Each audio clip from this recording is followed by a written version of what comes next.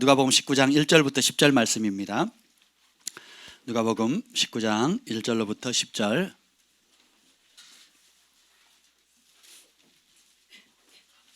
한 절씩 우리 교독하시겠습니다. 예수께서 여리고로 들어가 지나가시더라. 삭개오라 이름하는 자가 있으니 세리장이요 또한 부자라. 그가 예수께서 어떠한 사람인가 하여 보고자 하되 키가 작고 사람이 많아 할 수 없어 앞으로 달려가서 보기 위하여 돌 무화과 나무에 올라가니 이는 예수께서 그리로 지나가시게 되미로라.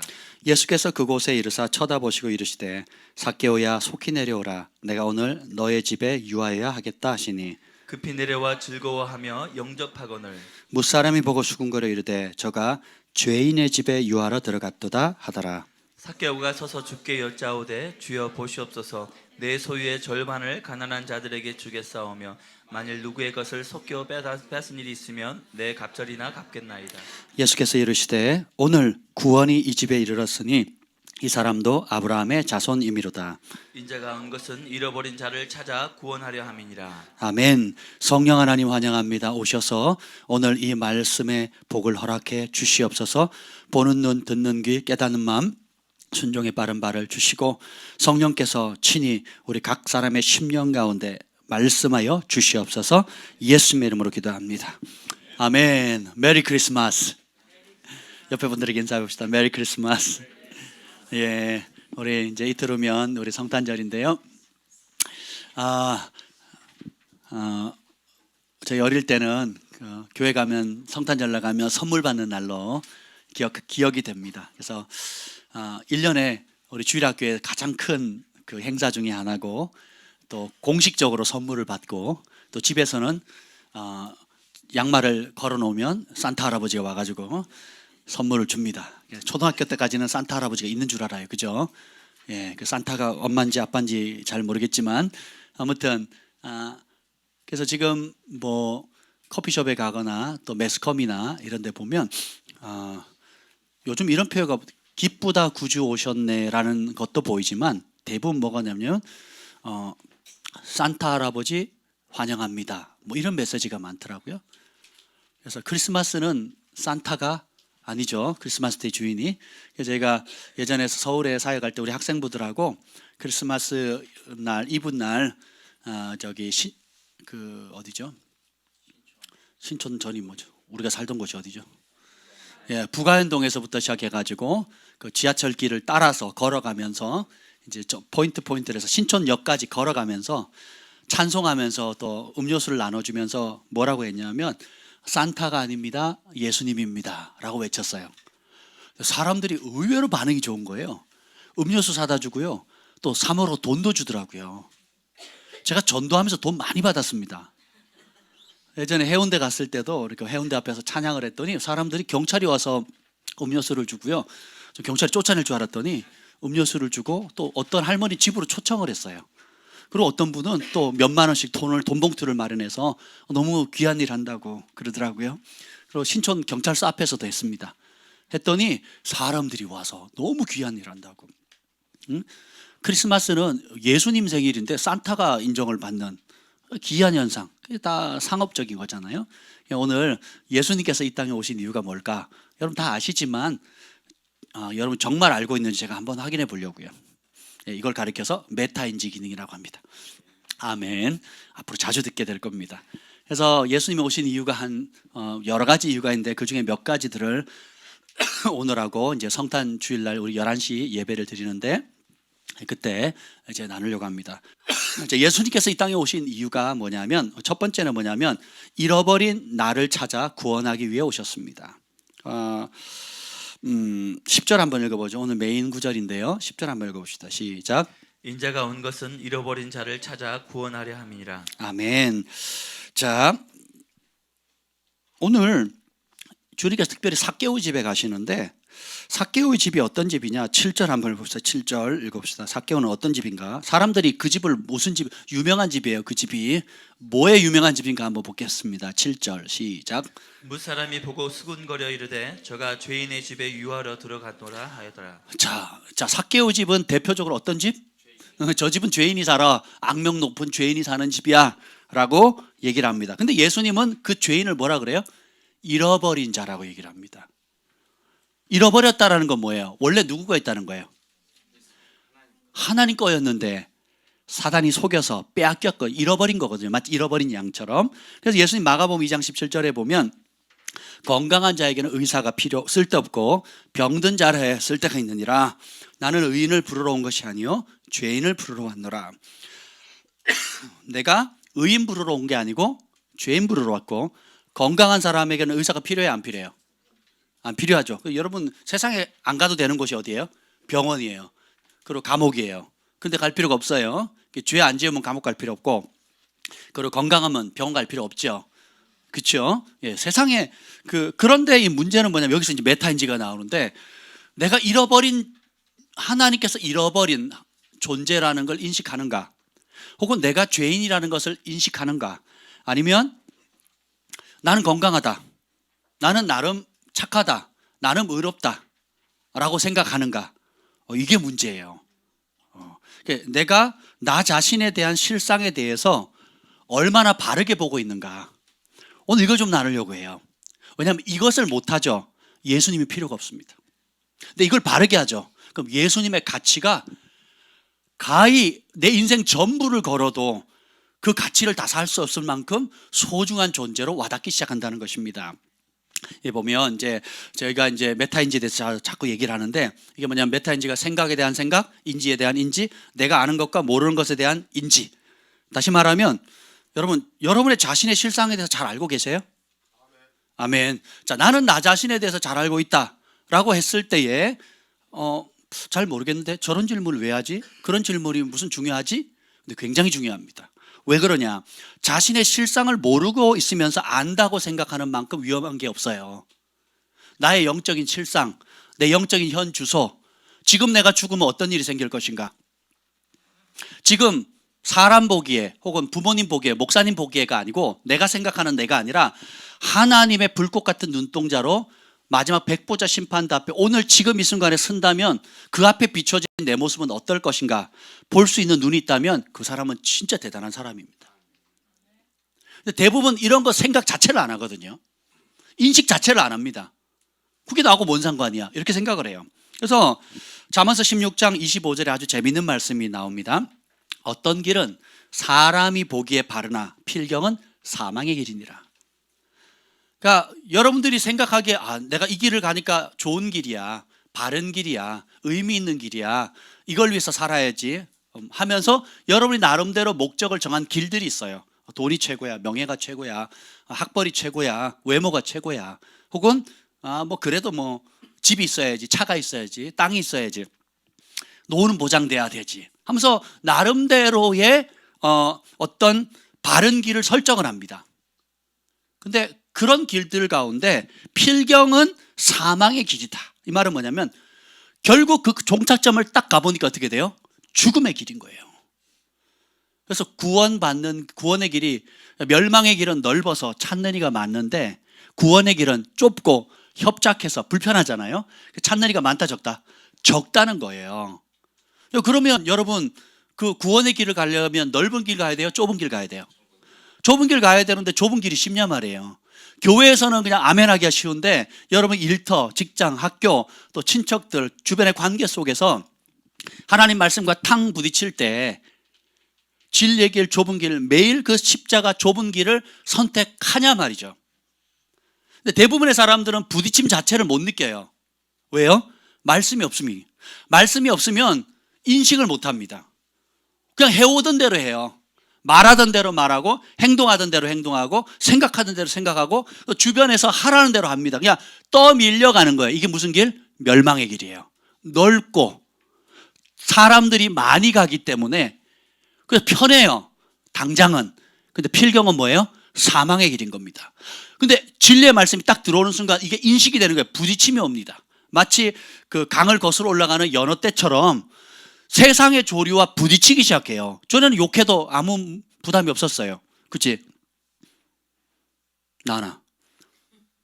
너는 욕 안 하지? 그래. 우리 나은이는 욕 안 한대요. 친구들 얘기를 들어봐야 돼요. 제가 예전에 욕을 한다고 인식 자체를 못했어요. 회개하기 전에는. 왜 그러냐면 제 친구들이 그래도 고등학교 1학년 때 맨날 아침에 학교 같이 가는 친구가 있었어요. 야, 철수야, 너 요즘 달라졌다. 뭐가? 네가 욕을 안 한다. 내가 무슨 욕을 했다 그래? 내가 무슨 욕쟁이야? 야, 네 말의 90%가 욕이었어. 가만히 생각하니까 진짜 그랬어요. 이 새끼 저 새끼는 좋은 말이에요. 절친 사이에서 부르는 아주 부드러운 말이었어요. 그 당시 강원도 태백에서 검도부에 우리 운동부들 사이에서 10원짜리 100원짜리는 그냥 친한 말이에요. 그런데 진리의 빛이 딱 들어오니까 이게 불편한 거예요. 충돌이 오는 겁니다. 그리고 이게 하나님이 안 기뻐하시고 내 안에 계신 성령님께서 싫어하신다는 것, 내 입을 더럽히는 것, 내 마음을 더럽히고 내 생각을 더럽히는 것을 싫어한다는 게 인식이 되는 겁니다. 비로소 진리의 빛이 오고 말씀의 빛이 딱 들어왔을 때 내 안에 어둠이 있다는 걸 알았어요. 그때까지는 내가 나름 어떻게 해요? 의롭다고 생각하는 거예요. 나는 의인을 부르러 온 것이 아니에요. 나는 의롭다고 생각한 거예요. 교회 다니면서 제일 인정하기 어려웠던 게 그거예요. 네가 죄인이다 이거예요. 미치겠더라고요. 내가 무슨 죄인이야? 내가 죄인처럼 보이니? 아니잖아. 남들이 봐도 그죠? 제가 죄인처럼 보여요? 우리 동네에서 착하기로 소문났거든요. 야, 아무도 동의 안 하는 분위기인데 뭐 그랬었다고요. 교회 갔는데 죄인이라는 게 너무 듣기가 싫은 거예요. 분방 공부 시간에 우리 그 선생님이 지금 장로님 되셨는데 그 당시 집사님이셨는데 모든 사람이 죄를 범하였으면 하나님의 영광에 이르지 못하고 의인은 없나니 하나도 없고 다 죄인이다 그러는데 난 동의를 못 하겠는 거예요. 또 주일학교 때 불렀던 찬양 마음 착해도 못 가요 하나님 나라 거듭나면 가는 나라 그러는데 거듭나면 가는 나라는 이해가 되는데 마음 착해도 못 가면 누가 가는 거지? 늘 항상 그랬거든요. 교회 다니면 착한 거지 뭐. 이 착한 이 병에 걸려가지고 여러분 착한 것도 악이라는 거 아세요? 아멘. 착한 것도 악이 될 수가 있어요. 하나님의 말씀에 복종하지 않는 착함.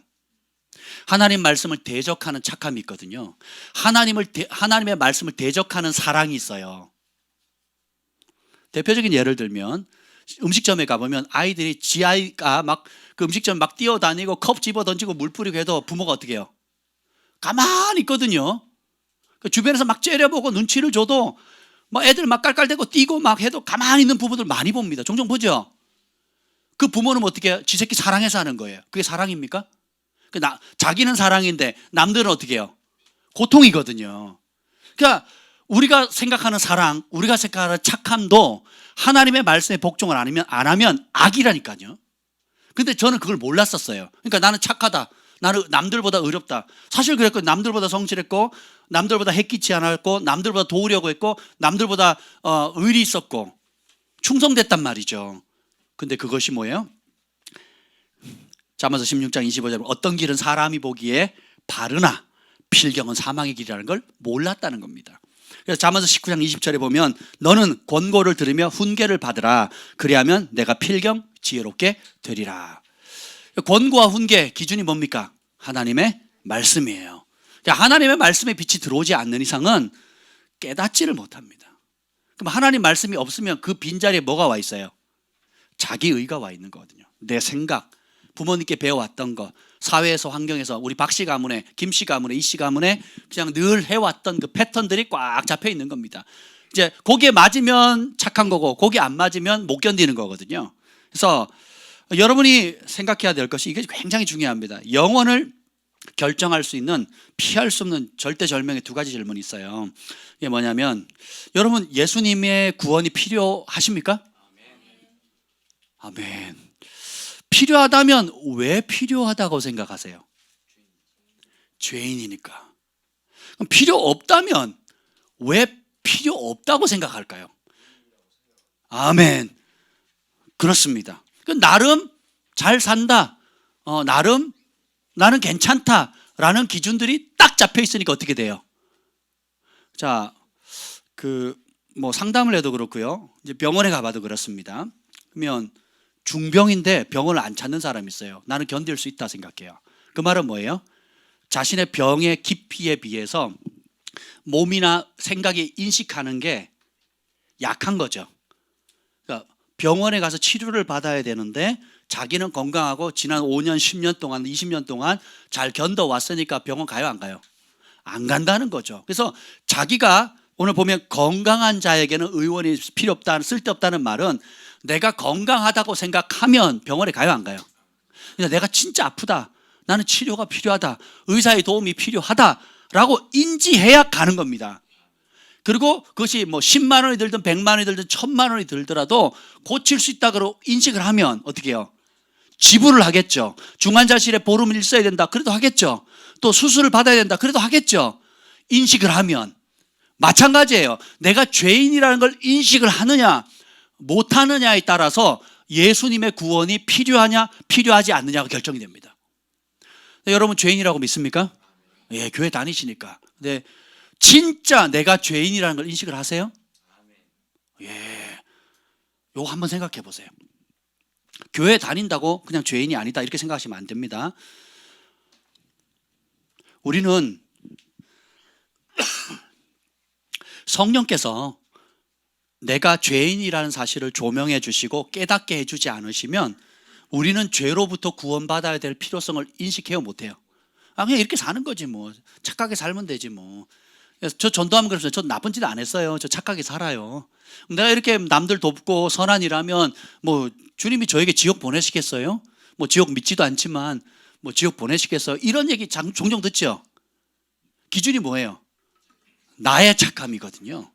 내 생각이거든요. 요한복음에 보면 예수께서 마지막 날에 심판하는 게 뭐예요? 내가 한 그 말이 너희를 심판하리라고 그랬거든요. 그러니까 내 생각이 아니라 예수님이 직접 주신 천국 복음, 예수님의 말씀의 기준에 따라 심판하신다고 그랬어요. 아멘.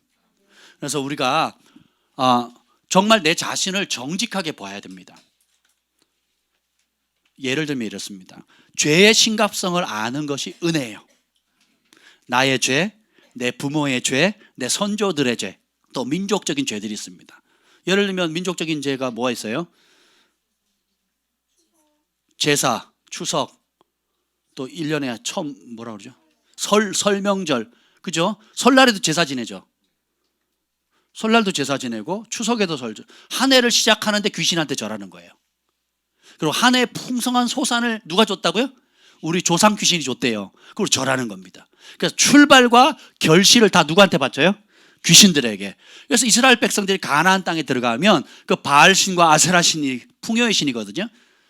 그러니까 하나님이 공급하셨고 하나님이 인도하셨고 하나님이 보호하셨고 하나님이 머리 되게 하셨는데 그 하나님이 주신 것을 다 누가 줬다고 하는 거예요? 바알과 아세라가 줬다는 거예요. 하나님이 주셨는데 우리 조상 귀신이 줬다는 겁니다. 조상이 그날 오면 얼마나 감사하겠어요. 와요, 못 와요? 못 와요. 한 번 죽는 것은 사람에게 정한 것이고 그 후에는 심판이 있다는 거예요. 그러니까 죽으면 다시 돌아올 수 있다 없다? 없다는 거예요. 두 번 기회가 없는 겁니다. 그러니까 우리 민족들이 그걸 몰랐으니까 살아있을 때 부모 효도 못하고 죽어서 어떻게 해요? 뒤늦게 깨닫고는 어떻게 해요? 청개구리처럼 엄마 묘지 떠내려간 다음에 개굴개굴하고 우는 거하고 똑같습니다. 그래서 죽은 다음에 조상들 잘 모실 생각하지 마시고 살아 계실 때 부모님께 잘하시면 됩니다. 아멘. 히브리인들 보세요. 그 유대인들 보세요. 죽은 조상들 다윗에게 제사 지내는 거 보셨어요? 바울에게 제사 지내는 거 보셨습니까? 없죠. 그 어떤 유명한 왕조들에게 선조들이 은총을 줬다고 제사 지내는 거 봤냐고요? 없단 말이죠. 그러니까 여러분 원수 마귀가 아주 이렇게 간계를 펼치는 겁니다. 그래서 우리가 이런 것들 민족의 죄들을 인식하면 돌이키거든요. 인식을 못하면 어떻게 돼요? 내 고집을 나는 괜찮다라고 생각을 하는 겁니다. 여러분이 죄의 심각성과 그 비참한 종말을 알게 되면 신음하게 됩니다. 예를 들면 마태복음에 산상순이 나오잖아요. 5장부터 5장, 6장, 7장 쭉 나오죠. 심령이 가난한 자는 천국이죠. 애통하는 자는 복이 있나니. 그리고 오른뺨을 치면 왼뺨을 돌리고 원수를 사랑하고 원수를 축복하고 오리를 가자 그러면 십리를 가자 그러고 달라면 주고. 여러분의 힘으로 돼요, 안 돼요? 안 된다고 인식을 해야 도움을 청하는 거예요. 내가 할 수 없다. 내 능력 밖의 일이다. 내 육체는 거부하잖아요. 어떻게 오른밤 치면 주먹으로 쳐야죠. 그렇잖아요. 그렇지 않습니까? 달라 그러면 이자를 받든지 못 본 척 해야지. 내 육의 본성은. 그렇지 않습니까? 원수는 배로 갚아줘야죠. 그렇잖아요. 이게 육의 본성을 이겨서 그것도 어쩌다가 한 번 하겠지만 평생 그렇게 살아야 되잖아요. 이게 내 힘으로 된다 안 된다? 내 힘으로 용서가 돼야 안 돼요? 안 되니까 어떻게 해요? 용서의 영, 사랑의 영, 긍휼의 영을 구하는 거예요. 그러니까 어떻게 해요? 그분이 내가 힘이 없어요. 내가 연약해요. 나는 주 없이 살 수 없어요. 주님 없이는 단 한순간도 살 수 없어요. 주님 없이는 아무것도 할 수 없는 유약한 존재입니다라고 겸손해지게 되는 거거든요. 그리고 어떻게 해요? 애통하게 되는 거거든요. 아, 주님, 내가 이렇게 연약한 존재네요. 내가 이런 죄인이네요. 내가 한 시간도, 단 한순간도 주님 없이는 살 수 없는 이런 유약한 존재네요 하고 어떻게 해요? 신음하거든요. 그러면 애통하는 자는 복이 있나니 저희가 위로를 받는다 그러거든요. 뭐예요?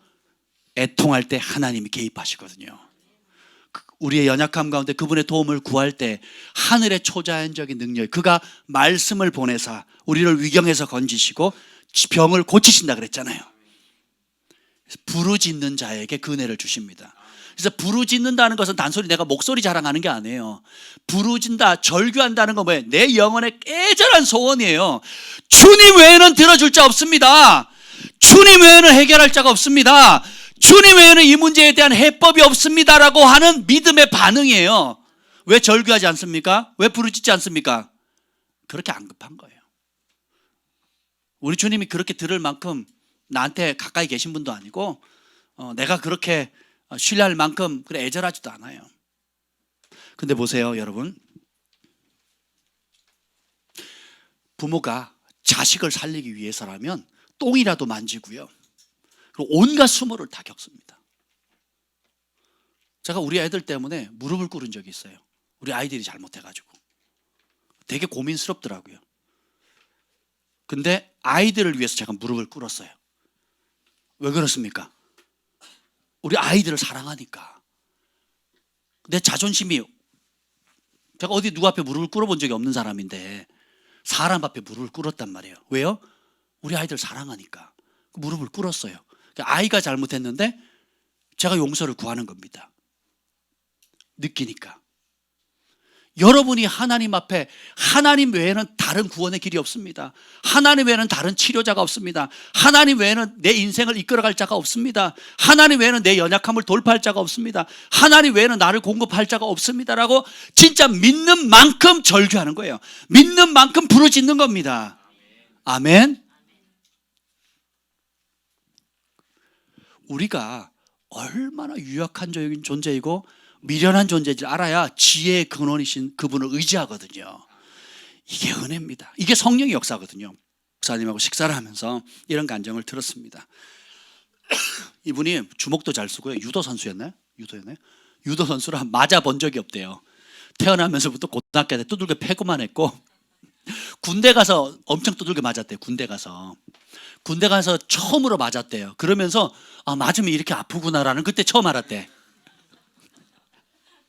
그러니까 맨날 두들겨 패고 그냥 막 학교 전체를 다 휘젓고요. 이분의 어릴 때 고등학교 때까지 꿈이 뭐였냐? 한국을 제패하는 주먹이었어요. 김똑강이 되는 거예요. 김똑강. 최고의 주먹이 되는 거였어요. 그래서 실제로 고2, 고3 때 뭐 했느냐? 저 종로에 그 나이트클럽 있죠. 나이트클럽 문 앞에 지키는 기도를 했대요. 알바로. 실제로 자기 꿈이었대요. 근데 두려울 것도 없고 맞아본 적도 없고 두들겨 패기만 하고. 근데 그 부모님은 기도하셨어요. 이게 굉장히 중요합니다. 부모님 기도하셨어요. 그러는 어느 날 부모님이 기도하니까 갑자기 죽음의 공포가 몰려오기 시작합니다.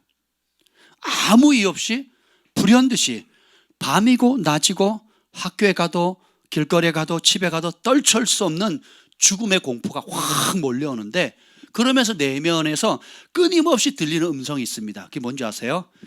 지금 죽으면 넌 지옥행이다.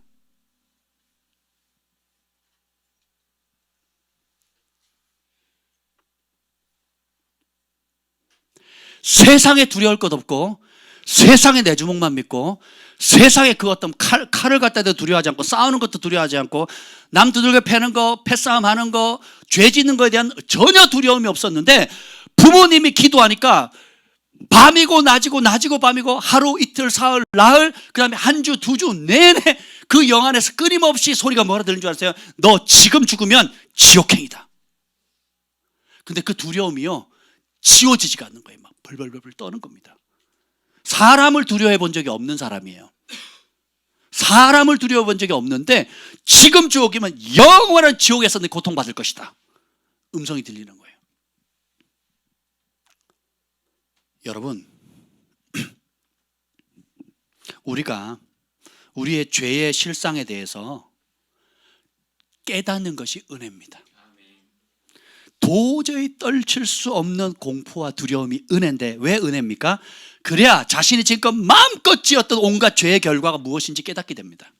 교회는 다니는데 신앙생활을 하는데 혹은 모태신앙일지인데 하나님의 법을 떠난 거예요. 하나님의 말씀도 뭔지도 몰라요. 그러니까 내 스타일대로 우리 부모님이 해오던 스타일로 내가 다니던 교회의 스타일대로 그냥 쭉 해온 겁니다. 진리를 모른다니까요. 교회에 다니면서 우상을 섬겨요. 교회에 다니면서 다른 신을 섬긴다고요. 이름은 예수님이고 이름은 하나님인데 그분이 기록하신 이 말씀대로 믿는 게 아니고 내가 주일학교에서 어설프게 곁들은 그런 걸로 주님을 섬긴다니까요. 내가 죄인이라는 걸 깨닫는 것이 은혜입니다. 그리고 그 결과 영원한 심판과 끔찍한 지옥으로의 고통으로부터 돌이킬 수 있는 기회를 잡으셔야 됩니다. 여러분이 그런 죽음의 공포, 지옥의 공포, 지금까지 지은 죄에 대한 심판의 공포를 느껴본 적이 있습니까?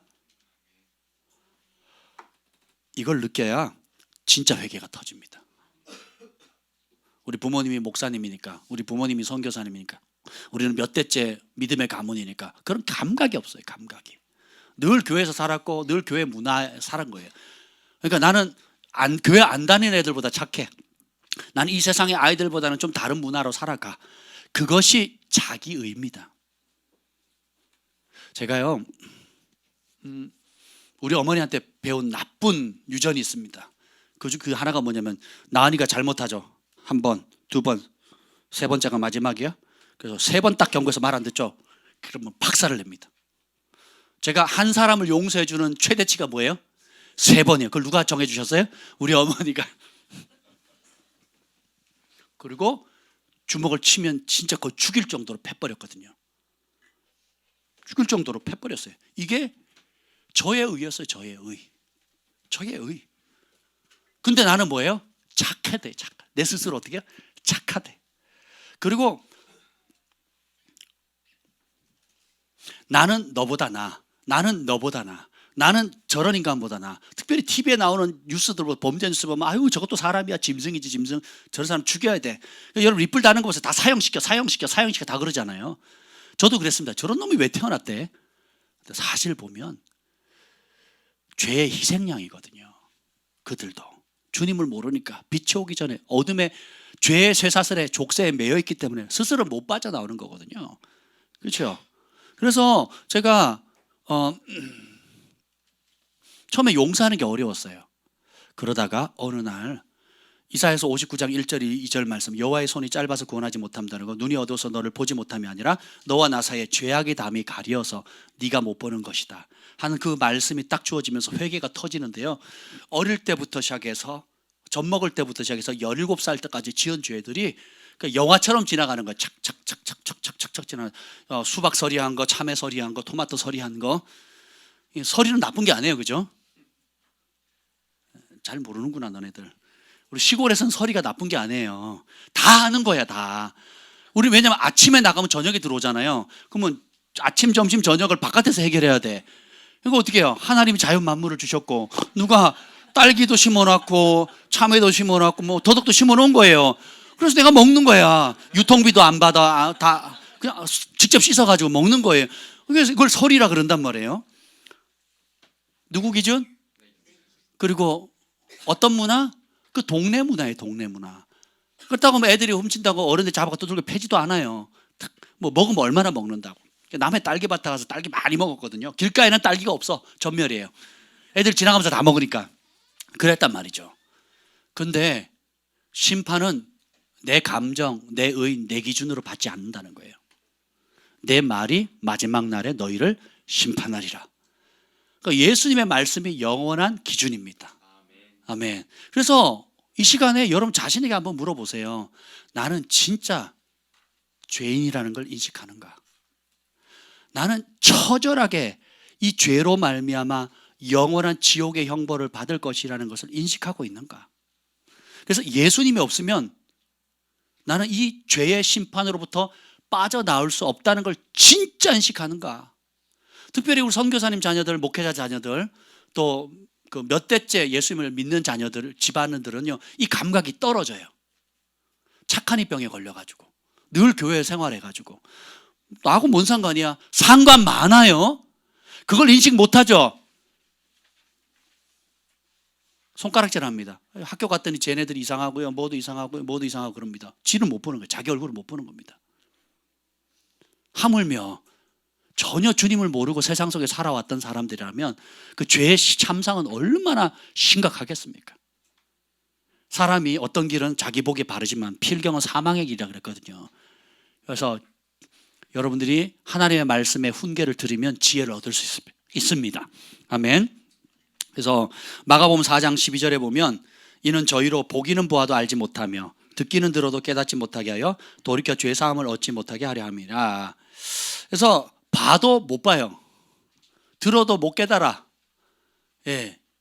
그래서 성령님의 도우심이 필요합니다. 내가 아프다는 걸 인정해야 돼요.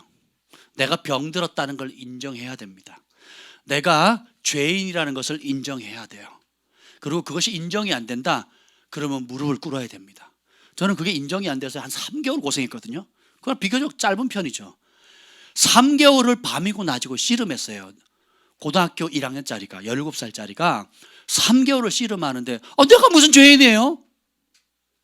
동의가 안 돼. 동의가. 머리로는 그럴 수 있겠다는 생각이 들어요. 머리로는 이해가 되는데 진짜 내 마음 중심에 내가 죄인이라는 사실이 인정이 안 되니까 누가 필요 없어요? 예수는 필요 없는 거예요. 교회 다니면 좋은 거지, 뭐 교회 다니면 착한 거지, 뭐 교회 다니면 뭐 저주는 덜 받겠지, 뭐 이 정도로 다니는 거지. 그분 없이는 못 산다. 그분이 전부다. 그분이 내 죄를 사하기 위해서 십자가에 처참하게 피 흘려 주셨구나. 피값으로 나를 사셨구나 하는 그 은혜가 다가와야 안 다가와? 안 다가온다니까요. 안 다가와. 교회 다니는 사람 좀 착하네, 뭐 왜 잘 모르는 사람들 이렇게 잘해주지, 뭐 착한가 보다, 이렇게 받아들이는 거지. 예수님 없이는 살 수 없다는 게 안 와닿는다니까요. 그러다가 어느 날 이 말씀이 임하면서 죄가 쫙 지나가는데 내 죄가요, 세상 그 어떤 사람들을 죄보다 크게 느껴지는 거예요. 그리고 이 죄로 지금 죽으면 영원한 지옥의 나락에 떨어져서 영원히 빠져나오지도 못하고 고통을 받겠구나 하는 게 뼈저리게 느껴지는 거예요. 그와 동시에 십자가에 달리신 예수님의 그 사랑이 확 몰려오는데요. 그러면서 찬송이 터집니다. 주 날 위해 보배로운 피 흘리사 이 내 몸을 핏값으로 사셨으니, 주님이 영원한 형벌에 빠질 내 죄값을 지불하기 위해서 십자가에 처참하게 살이 찢겨지면서 뼈가 보일 정도로 고통을 받으셨는데 그 핏값으로 나를 건져내셨다는 그것이 머리가 아니라 내 영혼 전부로부터 흘러나오는 거예요. 그러면서 이 찬양이 떠나지 않는, 그래서 주님의 십자가, 그분의 사랑만 나오면 막 눈물이 나는 겁니다. 그리고 감사하는 거예요. 그래서 내가 그 은혜 갚을 길이 있다 없다? 없으니까 내 인생의 목적 자체가 완전히 바뀌는 거예요.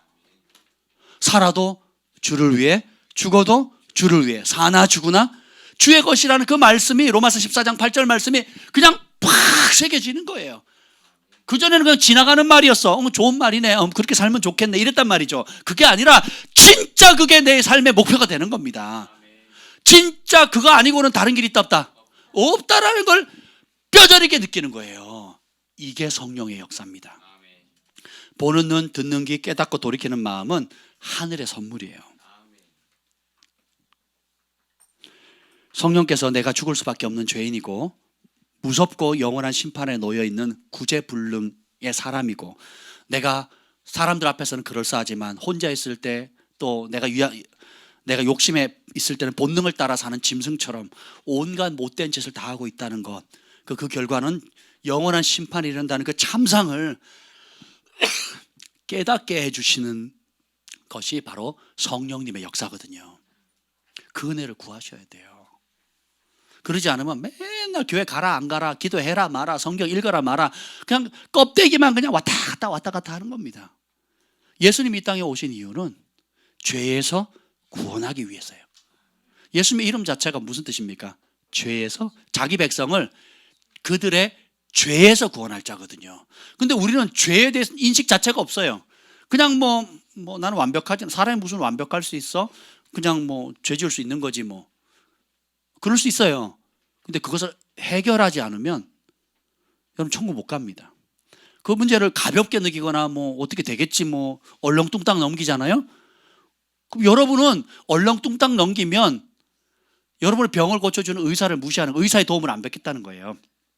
그 죄의 영원한 형벌이 지옥의 심판으로부터 건져줄 예수님의 도움을 안 받겠다는 겁니다. 죄의 문제는 피할 것이 아니고 적절히 덮을 것이 아니라 직시해야 됩니다. 직시하고 내가 거기에 스스로 내 힘으로 빠져나올 수 없다. 내 눈으로 범죄하는 거, 마음으로 범죄하는 거, 입으로 범죄하는 거, 돈으로 범죄하는 거, 생각으로 범죄하는 거, 여러 범죄하는 것의 실상을 직면할 수 있는 은혜를 달라고 하셔야 돼요. 그렇게 뼈저리게 느끼는 만큼, 그 깊이만큼 하늘의 은혜가 부어지는 겁니다. 성령님은 죄의 참상을 깨닫게 해주세요. 죽은 영혼이 살아나는 출발점이 바로 여기에 있습니다. 그래서 온 우주의 가장 아름다운 이름이 예수 그리스도입니다. 마태복음 1장 21절에 보면 아들을 낳으리니 이름을 예수라라. 저가 자기 백성을 그들의 죄에서 구원할 자이십니다. 예수님은 이 땅에 오신 목적이 분명합니다. 뭐예요? 죄에서 구원하는 거예요. 근데 우리는 죄를 여전히 사랑하고 구원받았다고 믿는다고 하면서도 죄를 여전히 사랑한다면 이거는 반역이죠, 반역. 오늘 3절 한번 읽어보자. 19장 3절 읽어보겠습니다. 19장 3절 시작. 그가 예수께서 어떠한 사람인가 하여 보고자 하되 키가 작고 사람이 많아 할 수 없어. 이 세리장, 세리들 중에 우두머리예요. 세리는 민족의 돈, 로마 정부가 이제 세금을 이제 걷어들이라고 하면 이제 이스라엘 백성 유대인들에게 세금을 걷어들이면 그 중간업자예요. 그래서 만약에 세금을 개인당 10만 원을 걷어라 그러면 이놈들이 10만 원만 걷으면 되는데 어떻게 걷어요? 20만 원을 걷어요. 20만 원을 걷어가지고 5만 원은 자기가 삥땅하고 10만 원 돌려주고 나머지 5만 원은 세리장에게 올려줍니다. 할렐루야. 세리장하면 어떻게 돼요? 돈 많이 버는 겁니다. 지금도 공무원들 세무 쪽, 또 제가 서울에서 사역할 때 저희 그 학생부 그 부장 선생님이 4급 공무원이었거든요. 그래서 어디 광화문에 그 시청에 거기서 일하셨어요. 그분이 어디로 발령이 났냐면 한전 있죠, 한전. 한국전력공사로 발령이 났어요. 발령이 났는데 이분이 기도하고 고민하다가 결국은 안 가기로 하셨어요. 왜 그러냐면 한전 들어가려고 서로 막 뇌물을 쓰고 서로 들어가려고 막 그런데요. 한전 들어가면 사방에서 찔러준대, 돈을. 그래서 보통 집 한 채는 기본적으로 사고 나온다는 거죠. 근데 이분이 그리스도인이다 보니까 성경에 뇌물 받지 말라 그랬죠. 그래서 본인이 거부하면 본인 선에서 끝나면 괜찮은데 그거 어떻게 돼요? 위에 상급자나 동료나 같이 일하는 사람들이 같이 엮여 들어가니까 내가 정직한 것이 다른 사람에게 피해를 준다고 그 위치에서는 어떻게 할 방법이 없어가지고 어떻게 된 줄 아세요? 그 길을 안 간 거예요. 사람들 막 조롱하고 놀렸죠. 이게 좁은 길입니다. 결국 좌천되셨어요. 그래서 과천으로 내려가셨거든요. 근데 그래서 다시 올라올 수 있는 기회가 그 중에 한 70명의 후보자 중에 한 10몇 명을 다시 뽑는데 거기 또 뽑힌 겁니다. 하나님께 그렇게 높이시더라고요. 여러분, 세리장이면 그런 자리예요. 그래서 사람들이 뭐라 그래요? 자타가 인정하는 민족의 죄인이에요. 그래서 저 집은 무슨 집이래요? 죄인의 집이래요. 주원이 집 앞에 이게 안주원이라고 딱 써 있는데 사람들 그래요. 누구네 집이니? 그러면 주원이 집이 아니고 누구지? 죄인의 집, 이렇게 얘기하는 거예요. 근데 이 사람은 어때요? 누가 손가락질해도 콧방귀도 안 낍니다. 뭐 조롱하든 뭐하든 콧방귀도 안 껴요. 뭐만 있으면 돼? 돈만 있으면 돼요. 남이 어떻든 내가 편하면 돼. 노후 보장하면 되면 돼요. 뭐 이 땅의 삶이 그만이지 뭐. 그래서 고리대금 하는 분들 있죠. 그리고 남을 협박해가지고 돈 뜯어내는 사람들 있죠. 야, 무섭더라고요. 저도 그 결혼 신혼방을 날리니까 보니까 그게 보이더라고요. 그 뭐죠? 뗀 돈 받아들입니다. 이것만 보여요. 그 제가 몇 번 전화할 뻔했어요. 근데 얼마를 줘야 돼 그랬더니 50%를 뗀대요. 이 나쁜 놈 새끼들. 50%를 떼는 거예요. 50%를. 왜냐하면 어쨌든 못 받을 돈인데 해주니까 절반을 떼가는 거예요. 이 고리대금 업자가 악인들이거든. 악인들. 성경에는 그걸 악인으로 나옵니다. 고리대금 지옥 아래목에 들어가요. 그래서 내가 차라리 돈 안 받고 말지. 용서는 다른 말로 탕감이거든요. 빚진 돈을 안 받도록 해주는 겁니다. 그게 용서의 의미예요. 원래 의미는. 용서는 감정적으로 그냥 끝나는 게 아니고 실제로 저한테 1억을 빚졌어요. 그럼 용서해준다 그러면 어떻게 돼요? 1억을 안 받는 겁니다. 이게 탕감이에요. 실질적인 거예요. 뭐 감정적으로 뭐 상처 됐어 이게 아니에요. 실제로 탕감해 주는 겁니다. 그래서 그 7년째마다 안식년이 있고 아마 그 7년 차가 7번 49년째부터는 희년이 돼가지고 모든 노예 생활부터 팔려온 사람들, 빚진 사람들 그걸 다 원상태로 원상복구를 해주는 거거든요. 돌려주는 거거든요. 할렐루야. 근데 이 삭개오가 예수께서 어떤 사람인가 보려고 뽕나무에 올라갑니다. 여러분들 교회 나왔을 때 어떤 마음으로 나오세요? 교회 여러 좋은 것도 이 교회는 기도를 많이 해. 이 교회는 말씀이 좋아. 이 교회는 뭐가 어때요? 젊은이들이 있어. 이 교회는 뭐 선교를 많이 해. 뭐 다 좋은 겁니다.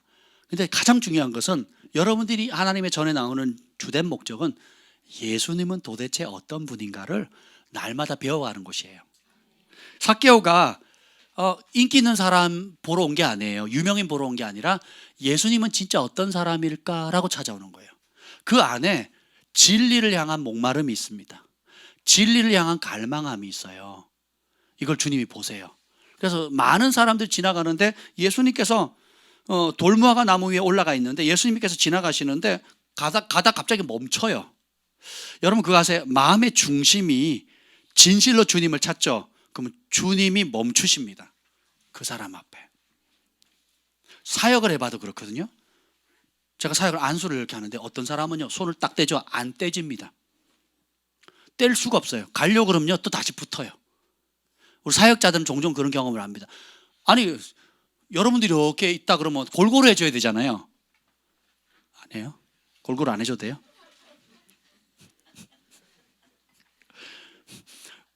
간식도 골고루 나눠줘야 되잖아요. 영적인 축복도 골고루 나눠줘야 되잖아요. 그러려고 합니다.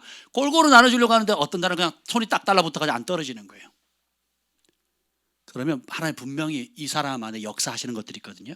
그 안에 갈망함, 사모함, 주님을 향한 애절함, 또 하나님께서 어떤 타이밍에 대해서 부어주신 은혜들이 있거든요. 예수님도 마찬가지로 수많은 군중에 에워쌌지만 갑자기 멈춰요. 누가 내 손을 잡았다, 누가 날 잡았다 그러거든요. 능력이 나갔다 그러거든요. 12알의 혈류증을 앓은 여인이 잡은 겁니다. 옷깃을 딱 잡는 순간 주님 멈춰서시거든요. 삭개오도 뽕나무에 올라가서 뽕나무에 올라간 사람이 삭개오 혼자였겠냐고요. 그 주변에 뭐 담벼락에 올라간 사람, 지붕 위에 올라간 사람, 뭐 또 물 위에 끼어가지고 어떻게든 예수님 수많은 사람도 있지 않았겠냐고요. 네, 하나님은 중심을 보십니다. 내 마음의 중심에 예수님이 어떤 분인가 이걸 보는 거예요. 그래서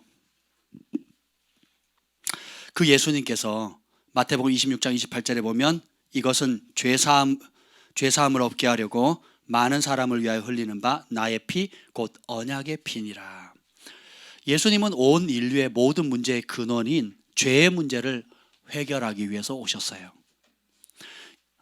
다음 시간에 다루겠지만 모든 여러분들이 겪고 있는 문제의 뿌리를 찾아 들어가면 뭔지 아세요? 죄입니다. 죄. 질병도 죄의 문제고요. 관계가 어그러지는 것도 죄의 문제입니다. 가난도 죄의 문제거든요. 예. 그러니까 천국의 상태에서 어긋나는 모든 것들은 다 뭐예요? 죄의 문제입니다. 죄 때문에 관계가 어그러지고요. 죄 때문에 병듭니다. 죄 때문에 가난해지거든요. 죄 때문에 고통을 당하게 됩니다. 죄 때문에 저주의 문이 열리고요. 근데 이 죄의 문제를 여러분 인식하세요? 의외로 인식을 못합니다. 내가 좀 게을러서 그런 거지, 내가 좀 열심히 안 해서 그런 거지, 그리고 왜 그런지 잘 모르고 지내거든요. 근데 이걸 인식을 하는 순간 어떻게 돼요? 이 죄의 문제를 내 힘으로 해결하여 못해요. 그 누구를 의지하게 됩니까? 그러면 처절할 만큼 끈질기게 예수님의 옷자락을 잡고 늘어지는 겁니다. 인식을 못하니까 안 잡는 거예요. 인식을 못하니까 안 부르짖는 겁니다. 인식을 못하니까 다른 거 의지하는 거예요. 다른 거, 좀 쉬운 거, 편한 거, 논리적이고 이성적이고 세련된 거. 여러분, 세련된 거 속지 말라니까요. 저도 세련되게 설교하고 싶어요. 세련되게 설교할 수 있어요. 할 수 있을까? 근데 예수님 설교가 세련된 설교였습니까?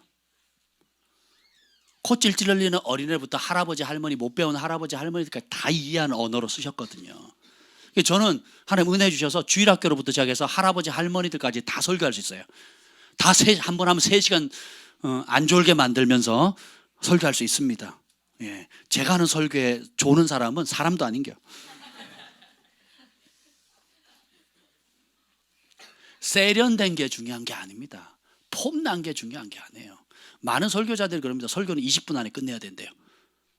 예수님이 20분 안에 끝내셨어요? 30분이요? 그런 게 어디 있어요? 그런 게. 때를 얻든지 못 얻든지 항상 너는 이 말씀을 전파하라 그랬거든요. 길을 걸어갈 때든지 집안에 있을 때든지 앉았을 때든지 누웠을 때든지 이 말씀을 강론할 것이며, 그래서 우리 그리스도인의 삶은 입만 열면 뭐가 나와야 돼요? 말씀이 나와야 되는 거거든요. 그래서 그렇게 해도 우리가 다 하나님을 다 배우지 못하거든요. 우리의 존재 목적 자체가 하나님을 알아가는 거예요. 일주일 동안 세상에서 열심히 살다가 주일날 교회 와서 위로받고 가는 게 아니고, 월요일도 주님을 알아가는 거고, 화요일도 주님을 알아가는 거고, 수요일도 주님을 예배하는 거고, 목요일도 주님을 찬양하는 거예요. 금요일도 주님 앞에 부르짖는 거고, 토요일도, 그러니까 하루하루가 주님과 동행하는 것이 우리의 삶의 목표입니다. 아멘? 그래서 여러분, 예배가 많니, 설교가 기니, 기도직가 많니, 이런 거 발상 자체가 어떻게 해요? 아직 인생의 목적을 못 배운 겁니다. 아직 자신의 실상이 뭔지를 모르는 거예요. 그래서 생각을 딱 바꾸는 순간엔 이 시간이 너무 짧은 거예요. 너무 아쉬운 거예요. 그게 정상입니다. 그 대표적인 예로 여러분 처음 데이트할 때, 첫사랑에 빠졌을 때, 그죠? 그 데이트를 3시간 해서 그 시간이 짧아요, 길어요? 너무 짧아. 그 다음에 또 만나면 그 3시간이 너무 짧아요. 그래서 결국 어떻게 해요? 같이 살자고 하는 거예요. 그리고 후회하는 거예요. 그냥 적절히 거리를 두고 사는 게 좋았었는데 너무 가까이 하니까 다 알아 다. 영접하는 자 곧 그 이름을 믿는 자에게는 하나님의 자녀가 되는 권세를 준다 그랬죠. 이 영접한다는 말이 사형리에 동의한다는 게 아니에요. 사형리의 가르침이 중요한 진리를 담고 있는데 그것에 동의하는 게 영접하는 게 아니에요. 오늘 여기 봅시다. 여기 보면 죄인의 집에 들어왔더니 8절 한번 읽어보세요. 8절 읽어보겠습니다. 시작. 삭개오가 서서 주께 여짜오되 주여 보시옵소서, 내 소유의 절반을 가난한 자들에게 주겠사오며 만일 누구의 것을 속여 빼앗은 일이 있으면 내 갑절이나 갚겠나이다. 삭개오가 서서 주께 여짜오되 주여 보시옵소서, 내 소유의 얼마? 자, 여러분이 지금 재산이 다 다르겠죠. 어떤 사람 100억 있는 사람 여기 있을 것이고. 죄송해요. 아무도 반응을 안 하시네요. 100억 있는 분이 여기 없으시군요. 아마 방송 보시는 분 중에 계실 거예요. 근데 여러분 재산이 얼마인지 모르겠어요. 몇백만 원에서부터 몇천만 원, 몇 억이 될지 모르겠습니다. 제일 요즘은 부동산 가치가 제일 그래도 집안의 재산 중에 있잖아요. 감춰놓는 금덩어리, 금바, 골드바, 다이아몬드, 뭐가 있는지 모르겠습니다. 생각해 보세요. 여러분이 재산의 절반을 뗀다? 떼서 가난한 자에게 그냥 나눠준다? 쉽냐고요. 그리고 내가 잘못해서 번 돈 있죠. 그걸 4배로 갚겠대요. 야, 그러면 제가 가만히 생각했어요. 그 절반 뗐죠? 나머지 절반 가지고 4배로 갚으면 나만 아는 게 있을까? 그런 생각 안 드세요? 절반 뗐어요. 그리고 흩었어요. 그리고 나머지 절반 가지고 어떻게 했다고요? 못된 짓에서 번 돈 어떻게 해요? 4배로 갚겠대요. 나만 아겠냐고요.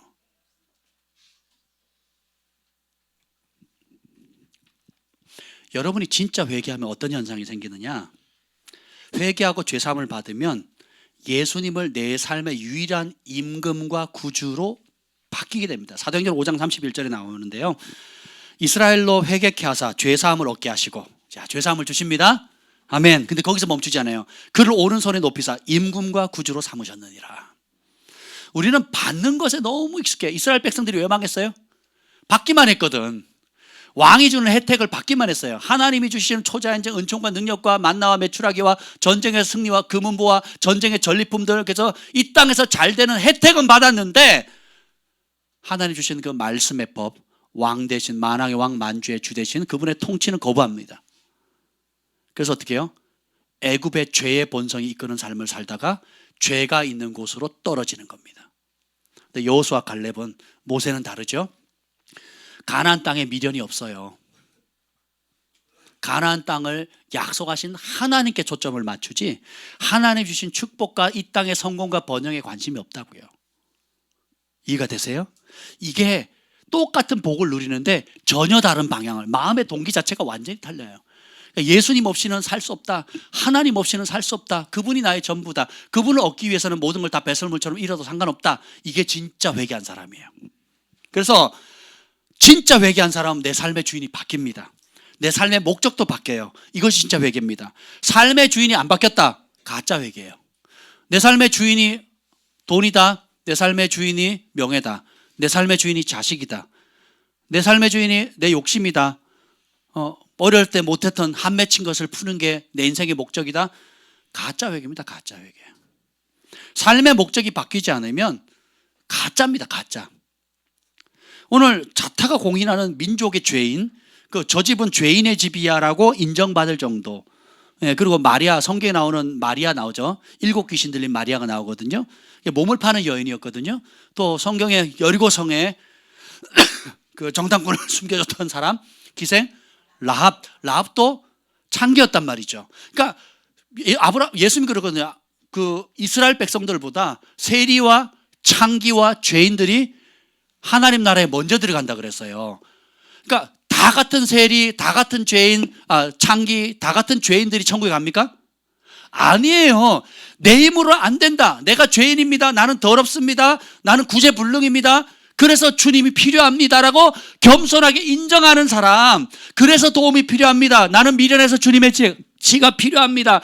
내 죄를 내가 비누로 씻긴들, 쇠수세미로 문지른들 그 죄를 씻길 수가 없기 때문에, 이 지옥의 참상에서 건져낼 수 있는 내 의가 없기 때문에 주님만 의지합니다 하는 그 사람은 주님이 아세요. 그리고 건지시는 겁니다. 그 은혜를 받으면 어떻게 돼요? 더 이상 삶의 주인이 옛날 방식으로 살 수가 없어요. 이 삭개오가 전에는 남들이 뭐라고 해서 민족이 인정하는 죄인이라도 눈 하나 깜딱 안 해요. 뭐 하면 되니까? 내가 성공하면 돼요. 내 욕심을 이루면 돼. 내가 목표한 걸 성취하면 돼요. 나의 명예, 나의 안락함, 나의 노후부장, 오로지 나. 남이야 어떻게 되든 상관없어요. 남이 나를 뭐라고 욕하든 상관없어요. 그리고 이 결과가 이렇게 살면 인생이 하나님 앞에 얼마나 비참한 결과를 초래할지 깨닫지도 못합니다. 이 땅이 전부니까. 흙으로 왔으니까 흙으로 돌아가는 거지 뭐. 무슨 심판이 있어, 무슨 지옥이 있어, 무슨 천국이 있어, 무슨 상급이 있어, 이렇게 살다 마는 거지. 그거 아세요? 근데 이 땅에서도 고통이고요, 영원히 죽어서도 고통인데, 여러분이 그렇게 돈 벌어서 결국 누구 잘 되게 하는 거예요? 나와? 내 새끼 아니에요. 내 새끼. 자녀들 잘 되려고 하는 거 아니에요. 근데 나만 저주받는 것이 아니라 그 저주가 어디로 가요? 자식들에 가는 거예요. 자식에게 가는 거예요. 그러니까 나만 고통받는 게 아니고, 그 부자가 죽으니까 거지 나사로 이야기 나오죠. 부자가 물 한 방울 찍어 달라고 그랬더니 그 부자가 뭐라 할 수 없다 그랬죠. 아브라함이. 그러니까 그럼 못하면 나사로 다시 살려서 보내세요. 우리 형제 몇이 있는데 형제들한테 이 지옥의 실상을 알려주고 복음을 전해달라고. 그러면 회개하리이다 그랬거든요. 지옥 안 가려면 뭐 해야 돼요? 회개해야 돼요. 그럼 진짜 회개의 결실은 뭐예요? 주인이 바뀌는 거예요. 주인이 안 바뀐 회개는 가짜예요. 글 없는 그림책, 전도 폭발, 사형리, 온갖 전도법을 다 해도 동의한다고 천국 가는 게 아닙니다. 진짜 동의했으면 진짜 믿으면 어떻게 돼요? 주인이 바뀌어요. 그리고 여기 본문에 보면 아주 재밌어요. 여기 보면 소유의 절반을 가난한 자에게 주겠으며 뺏은 거 실질적으로 갚죠. 그래서 전에는 그것이 다인 줄 알았어요. 돈 벌면 다 되는 거고 편한 삶을 사는 게 다인 줄 알았어요. 근데 내 죄의 참상, 이 심판, 그리고 하나님이 예비하신 영원한 나라, 영원한 천국의 실상을 딱 눈이 열려서 보게 되면 어떻게 되느냐? 진리이신 예수님을 영접하게 돼요. 6절 읽어봅시다. 6절, 19장 6절 시작. 급히 내려와 즐거워하며 영접하거늘. 어떻게 영접해요? 즐겁게 영접하는 겁니다. 즐겁게 영접하니까, 그리고 예수님이 오니까 진리신 예수님을 영접하자. 이게 영접의 의미입니다. 영접하자 어떻게 해요? 자신의 죄된 실상을 깨닫고 스스로 돌이켜요. 예수님이 너 재산 팔아라 한 적 있어요, 없어요? 사도행전에 부흥이 빵 터지니까 사람들이 집과 전토를 팔아서 가난한 자에게 나눠줍니다. 예수님 시켰어요? 하나님 나타나셨습니까? 스스로 하게 돼요. 인생의 목적이 바뀝니다. 인생의 주인이 틀려요. 돈 버는 목적이 달라요. 남은 인생 사는 목적이 또 완전히 달라진 게, 사업하는 목적, 공부하는 목적 완전히 달라진다니까요. 안 달라진 사람은 회개가 안 된 겁니다. 회개가 뭔지를 모르는 거예요. 그냥 몸만 교회에 왔다 갔다 하는 겁니다. 진짜 그러면 그 진짜 회개하면 진짜 하늘의 복을 누리게 되는 거예요. 근데 이게 왜 이렇게 되느냐? 그 앞장에 19장 앞장에 18장이에요. 18장에 부자가 왔을 때 예수님이 하는 말씀이 있어요. 22절 읽어봅시다. 어떻게 영생을 얻겠습니까? 라고 하니까 22절 읽어봅시다. 18장 22절입니다. 시작. 예수께서 이 말을 들으시고 이르시되 내게 아직도 한 가지 부족한 것이 있으니 내게 있는 것을 다 팔아 가난한 자들에게 나눠주라. 그리하면 하늘에서 내게 보화가 있으리라. 그리고 와서 나를 따르라 하시니. 아멘. 어떻게 해야 영생을 얻겠습니까? 하고 젊은 높은 고위공직자 와가지고 물어요. 무릎을 꿇으면서. 정말 좋은 질문이거든요. 그리고 예수님이 답을 가르쳐 줍니다. 뭐라고 얘기를 해요? 재산 얼마나 팔래요? 다 팔아요. 왜 그랬을까요? 예수님이 예수님이 하는 비유의 거의 3분의 2가 돈입니다. 달란트의 비유, 극상품의 진주, 밭에 감추인 보화의 비유, 모든 비유, 예수님이 쓰신 비유의 거의 3분의 2가 뭐예요? 돈과 관련되어 있거든요. 왜 그러냐? 예수님도 돈을 좋아하시네. 돈 밝히시네가 아니에요. 예수님이 돈을 좋아해서가 아니라 누가 돈을 좋아해요? 우리가 좋아해요. 우리가. 그래서 하나님과 이 땅을 보면 결국은 우리는 선택해야 돼. 하나님을 좋아할 거냐, 돈을 좋아할 거냐. 하나님이 주인 될 거냐, 돈이 주인이 될 거냐. 그러니까 둘 다 주인이 될 수 없다. 서로 적이거든요. 서로 원수거든요. 빛과 어둠처럼 공존할 수 없다라는 거예요. 그래서 그러니까 다 팔아 가난한 자에게 줘라. 그러면 보화가, 하늘의 보화가 있어. 그리고 나를 따라 그랬더니 심히 근심하고는 어떻게 하느냐. 24절 읽어봅시다. 24절 18장 24절입니다. 시작. 예수께서 그를 보시고 이르시되 재물이 있는 자는 하나님의 나라에 들어가기가 얼마나 어려운지. 하나님 천국에 들어가기가 어려운 사람이 있대요. 어떤 사람? 여러분 재물 있습니까? 아멘. 재물 있죠. 재물 없는 사람이 없습니다. 재물 없는 사람이 없어요. 무슨 뜻일까요? 내 인생에 재물이 주인이냐, 예수님이 주인이냐, 하나님의 말씀이 주인이냐, 돈이 주인이냐, 이게 분명하지 않으면 그냥 돈이 말씀 앞에 복종을 해야 되는데 신앙생활이 돈에 복종을 하는 거예요. 그런데 이걸 교회가 강화시켜 준다니까요. 애굽의 본성, 애굽의 종살이 할 때 육의 본성, 내가 성공해야 되고, 내가 복받아야 되고, 내가 이름 떨쳐야 되고, 내 자식이 잘 돼야 되고, 내가 세상에서 성공해서 나름 뭔가를 해서 업적을 남겨야 된다. 모든 것이 뭐예요? 나예요. 그걸 누가 강화시켜줘요? 교회가 강화시켜준다니까요. 많은 교회들이. 그래서 어떻게 주인이 누가 되는 겁니까? 내가 원하는 것이 주인이 돼요. 그래서 내가 원하는 것 때문에 하나님의 말씀에 복종이 안 돼요. 예수님의 말씀을 복종을 못 해요. 뭐 때문에? 내가 원하는 것 때문에, 내 소원 때문에, 내가 하고 싶은 것, 내가 이루고 싶은 것 때문에 하나님 말씀에 복종을 못 한다니까요. 그래서 어떻게 해요? 성공하고 지옥 가는 겁니다.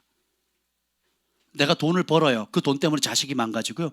부부관계 깨지고요. 그 돈 때문에 나중에 누리지도 못합니다. 그렇게 되는 거예요. 이 길 가지 말라니까요. 우리 이 길 가지 맙시다. 아멘.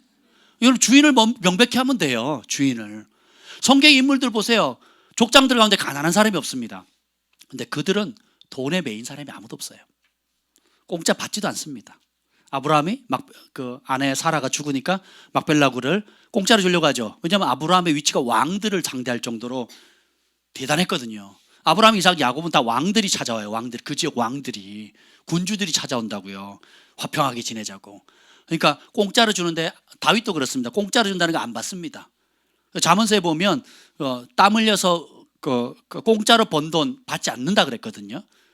예. 그래서 어떻게 다 돈을 주고 사요. 그러니까 그들의 삶을 보면 끊임없이 나누고 베풀어 주는 삶. 나그네가 오면 씻기고 먹이고 양 잡고 염소 잡고 해가지고 대접하잖아요. 그렇죠?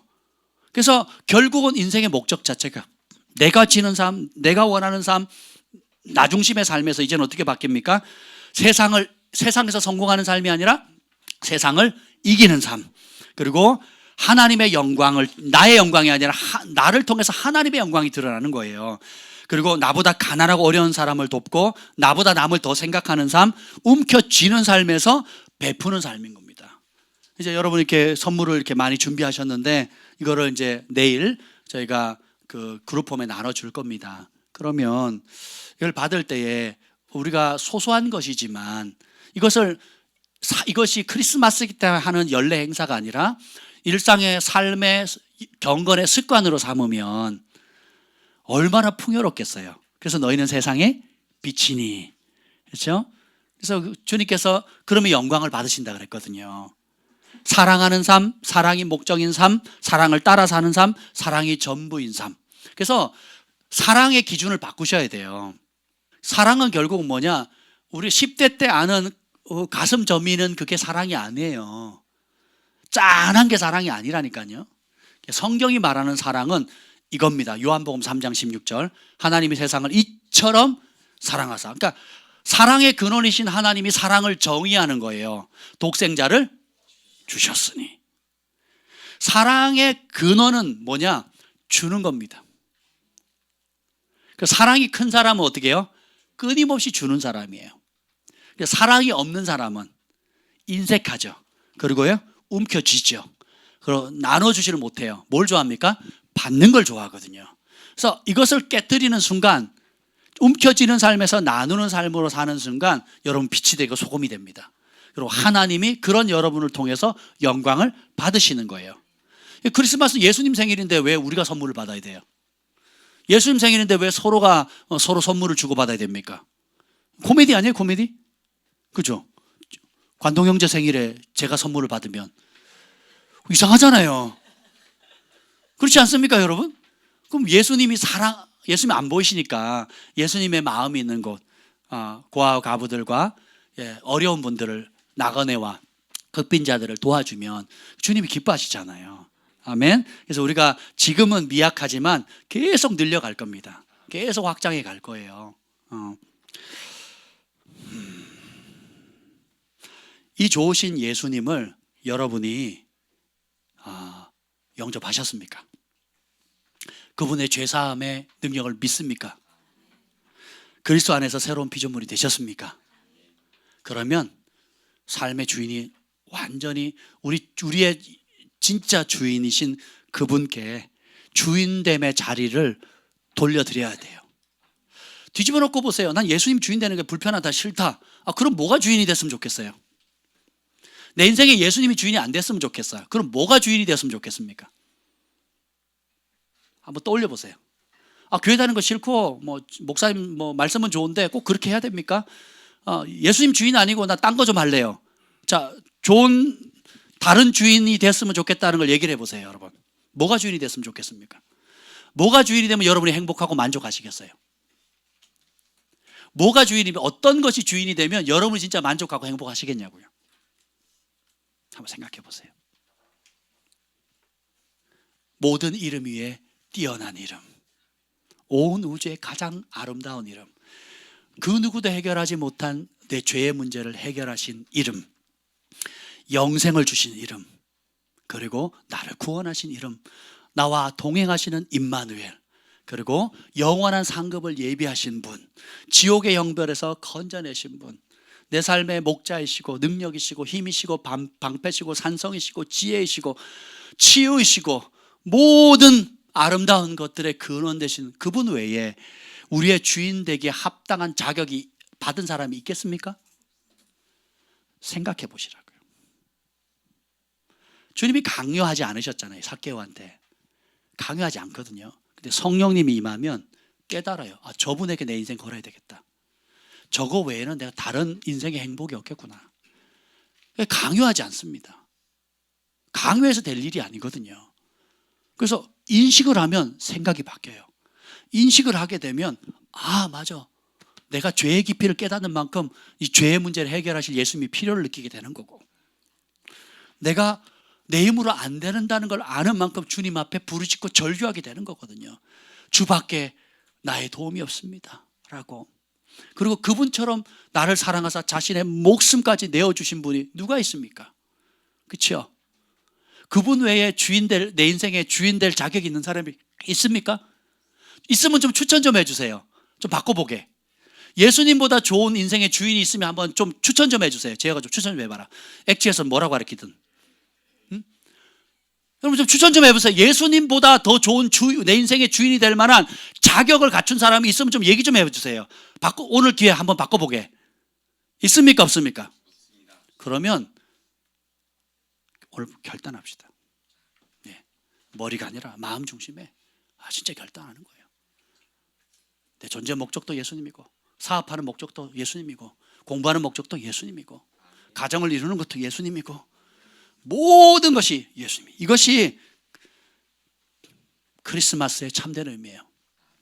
잃어버린 우리를 구원하러 오셨고, 그리고 그런 나를 건지셨잖아요. 그러니까 어떻게 돼요? 나도 그분을 따라가는 겁니다. 요한복음 12장 26절에 보면 사람이 나를 섬기려면 나를 따르라. 여러분 예수님 섬기기를 원하십니까? 그럼 누굴 따라가야 돼요?